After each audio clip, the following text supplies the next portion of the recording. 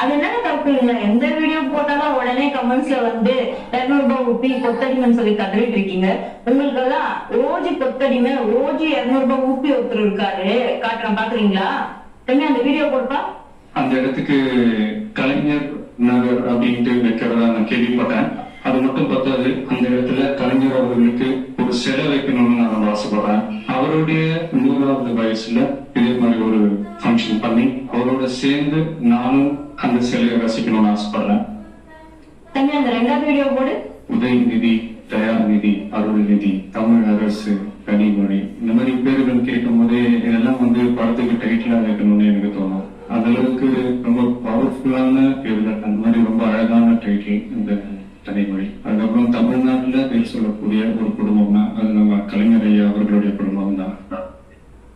இதை விட special item ஒண்ணு இருக்கு தம்பி, போடாத்த. ஏன் நம்ம தலைவரை எலெக்ஷன் இன்னைக்கு கருப்பு சிவப்பு சைக்கிளோட வந்து உங்களுக்கு ஆதரவு கொடுக்கணும்னு சொன்னாரு.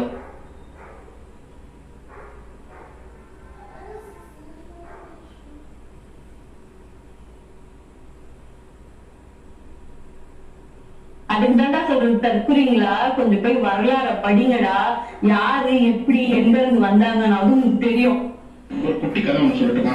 நான் கதை சொல்லிட்டே வரேன், நீங்க கேட்டுக்கிட்டே வாங்க. கலை, கலாச்சாரம், பண்பாடு இதுல செழித்து போன ஒரு இனம் வந்து தங்களுக்கான ஒரு நாட்டை கட்டமைச்சாங்க. அந்த நாட்டுக்குள்ள ஏற்பட்ட அரசியல் பேரிடர் காரணமா திடீர்னு ஒருத்தர் வந்து நான் அரசன் ஆகிறேன் அப்படின்னு சொன்னான். அவனுடைய அழகுல பயங்கர மக்கள் அவன் அழகு மாதிரி நாட்டையும் செழிப்பாக்கிடுவான் நம்பி அவனை அரியணையில ஏற்றி வச்சாங்க. நாள் போக போகதான் தெரிஞ்சிச்சு அவன் பிரச்சனையை தவிர வேற எந்த பிரச்சனைக்கும் அவன் வாய் திறக்க மாட்டான்ட்டு. அதனால அவனை வந்து ஊமை அரசன் தான் மக்கள் கூப்பிட ஆரம்பிச்சாங்க. டெய்லி அவனுடைய அரண்மனை வாசலுக்கு வந்த மக்கள், அரசே தண்ணி இல்ல, அரசே வேலை இல்ல, அரசே பெண்கள் பாதுகாப்பாக இல்ல, அரசே விவசாயம் அழியுது அப்படின்னு கதறினாங்க.